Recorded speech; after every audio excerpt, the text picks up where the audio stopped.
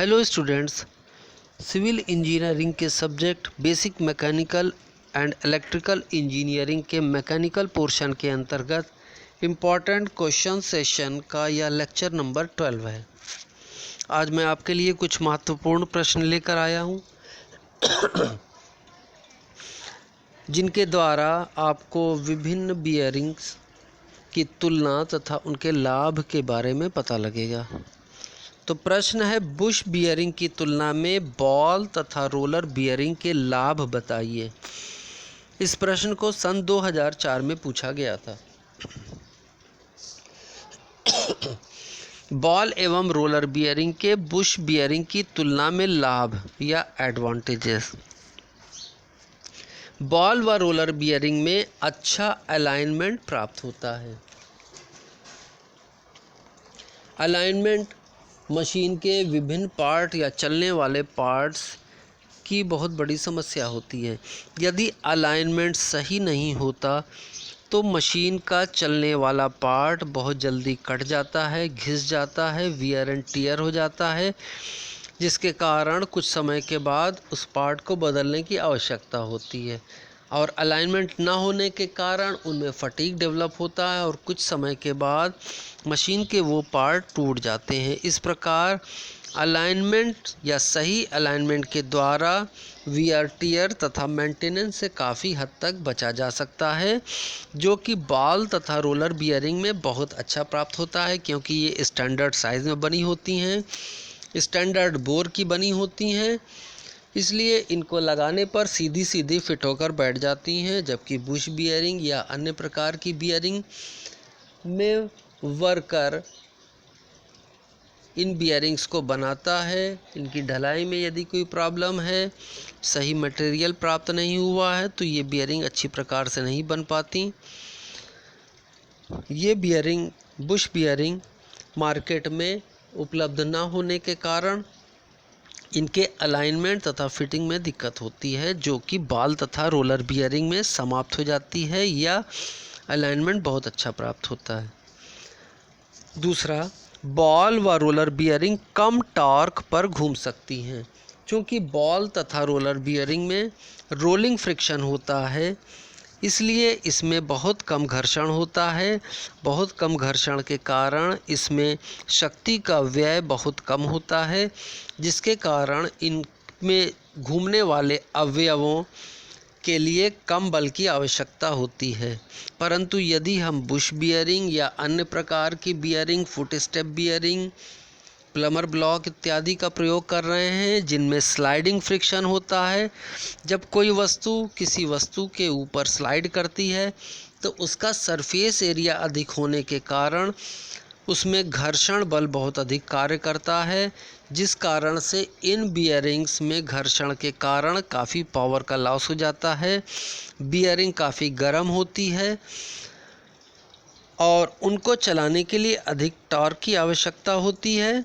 Ball तथा roller bearing में rolling friction के कारण कम से कम घर्षण होता है और पावर की बचत होती है और कम टॉर्क पर ये बियरिंग घूम सकती है। तीसरा एडवांटेज, बॉल तथा रोलर बियरिंग स्टैंडर्ड साइज़ में उपलब्ध हैं। जैसा कि मैंने आपको बताया था, बॉल तथा रोलर बियरिंग मार्केट में स्टैंडर्ड साइज़ में उपलब्ध हैं। यदि आपको पंखे में या पानी की मोटर में या किसी अन्य प्रकार की मशीन में बियरिंग को लगाना है तो शाफ्ट के स्टैंडर्ड साइज़ तथा लगाए जाने वाले बोर के साइज़ को स्टैंडर्डाइज करके बनाया जाता है, जिसमें कि स्टैंडर्ड साइज़ की बियरिंग आसानी से फिट हो जाएं और मार्केट में उपलब्ध हों। इस कारण से जब भी बियरिंग ख़राब होती है, तुरंत मार्केट से आप बियरिंग खरीद कर उसके स्थान पर नई बियरिंग को रिप्लेस कर सकते हैं, जबकि बुश बियरिंग में ये सुविधा प्राप्त नहीं होती। चौथा, बॉल व रोलर बियरिंग को बदलना आसान है। बॉल तथा रोलर बियरिंग को पुलर के द्वारा या अन्य प्रकार की युक्तियों के द्वारा बड़ी आसानी से निकाला जा सकता है तथा उसके स्थान पर नई बियरिंग को लगाया जा सकता है, जबकि बुश बियरिंग को निकालना तथा लगाना कठिन होता है। यदि ठीक से ठोका नहीं बियरिंग बुश बियरिंग को लगाते समय ठीक से ठोका नहीं गया तो इसका आंतरिक बोर या बाह्य व्यास कम या ज़्यादा हो जाने पर ये बियरिंग काम नहीं करती और इसमें डाली जाने वाली शाफ्ट इसके अंदर जाने पर फंसती है और बियरिंग को निकालकर दूसरी बुश बियरिंग को फिट करना पड़ता है, जबकि बॉल बियरिंग या रोलर बियरिंग में ये समस्या नहीं आती। पाँचवा, बॉल व रोलर बियरिंग को एक बार लुब्रिकेट कर देने पर बार बार देखरेख की आवश्यकता नहीं होती, क्योंकि बॉल बियरिंग में एक बार लुब्रिकेशन कर देने पर इसका लुब्रिकेशन बहुत अधिक समय तक चलता है, क्योंकि सेमी सॉलिड लुब्रिकेंट होने के कारण लुब्रिकेंट बहने नहीं पाता और उसी बियरिंग में नाच कर लुब्रिकेट करता रहता है और बियरिंग चलती रहती है। जबकि बुश बियरिंग में ऑयल लुब्रिकेशन का प्रयोग किया जाता है, लिक्विड लुब्रिकेशन का प्रयोग किया जाता है, जो कि कुछ समय के बाद बह जाता है तथा धूल इत्यादि के कारण बियरिंग काफ़ी जल्दी कट जाती है और उनकी देखरेख की आवश्यकता होती है। परंतु बॉल तथा रोलर बियरिंग में लंबे समय तक लुब्रिकेशन चलने के कारण तथा जेट लगे होने के कारण, जेट अर्थात बियरिंग पर कवर लगे होने के कारण इसमें धूल व गंदगी नहीं जाती, जिसके कारण बियरिंग की लाइफ काफ़ी लंबी हो जाती है और इनके मेंटेनेंस की आवश्यकता नहीं पड़ती। छठा, इनकी वर्किंग लाइफ अधिक है, क्योंकि बियरिंग में सेमी सॉलिड लुब्रिकेंट का प्रयोग किया जा रहा है तथा रोलिंग फ्रिक्शन हो रहा है, जिसके कारण ज़्यादा हीट या हीट प्रोड्यूस नहीं होती। यदि होती भी है तो वह हीट शाफ्ट तथा बोर के अंदर से होती हुई बाहर निकल जाती है और बियरिंग ठंडी बनी रहती है, जिसके कारण बियरिंग की वर्किंग लाइफ काफ़ी अधिक हो जाती है और लंबे समय तक बियरिंग चलती है, जिसके कारण पैसे की काफ़ी बचत होती है। सातवां, ये ड्यूरेबल है।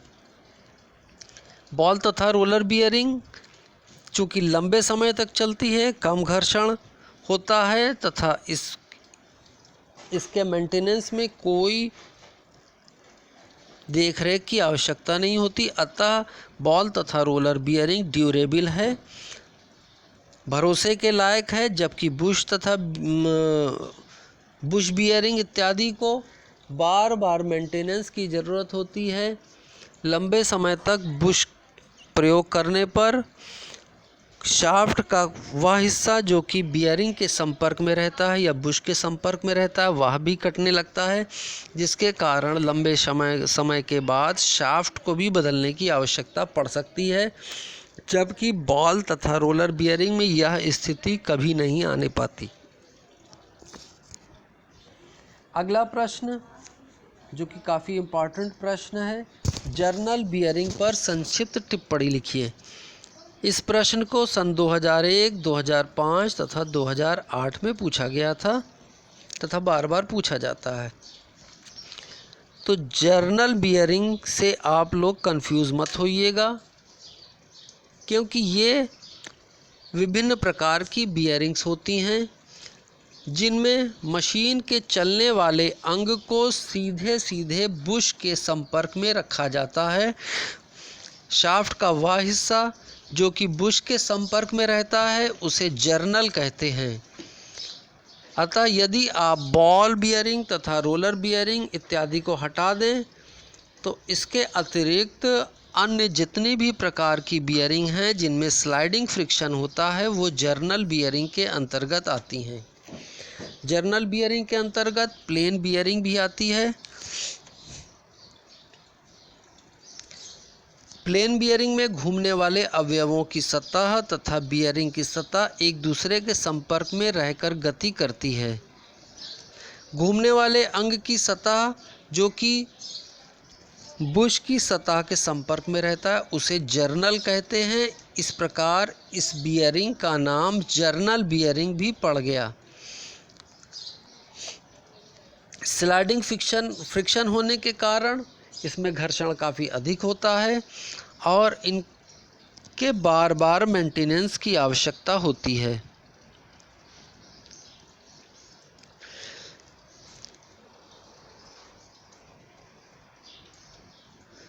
जर्नल बियरिंग के उदाहरण के रूप में radial bearing, foot step bearing, thrust bearing, guide और स्लीपर बियरिंग इत्यादि आती हैं। या यूं कह सकते हैं कि बॉल तथा रोलर बियरिंग को छोड़कर अन्य प्रकार की जितनी भी बियरिंग हैं वे सारी जर्नल बियरिंग के अंतर्गत आती हैं। यहाँ पर सॉलिड बियरिंग का एक उदाहरण दिया जा रहा है जो एक जर्नल बियरिंग है। इस सॉलिड बियरिंग के अंतर्गत या तो गन मेटल ब्लॉक के अंदर सीधे शाफ्ट को डालकर चलाया जाता है। यदि घर्षण को और कम करना है तो इस ब्लॉक के अंदर एक गन मेटल का बुश ठोक दिया जाता है, जिसके कारण शाफ्ट कम घिसती है। चूँकि गन मेटल शाफ्ट के मटेरियल से मुलायम होता है, इसलिए यदि हम ऑयलिंग करते रहते हैं तो यह बियरिंग काफ़ी लंबे समय तक चलती है और शाफ्ट को बहुत कम नुकसान पहुंचाती है। चूँकि यहाँ पर शाफ्ट का कुछ हिस्सा जो इस बुश के संपर्क में है, जिसे जर्नल कहते हैं, इसलिए इस बियरिंग को जर्नल बियरिंग भी कहते हैं। जर्नल बियरिंग में आमतौर पर लिक्विड लुब्रिकेंट जैसे ऑयल की आवश्यकता होती है। इन बियरिंग को अधिकतर एग्रीकल्चर इक्विपमेंट, मशीन्स इत्यादि में प्रयोग किया जाता है, जैसे कोल्हू, आटा की चक्की इत्यादि में। मेंटेनेंस: कुछ समय के बाद बुश कट जाता है और जिन्हें बदलना पड़ता है, और लंबे समय के बाद मशीन का वह हिस्सा जो इस बियरिंग के बुश के संपर्क में रहता है वह भी कटने लगता है और उनको भी मेंटेनेंस की आवश्यकता होती है।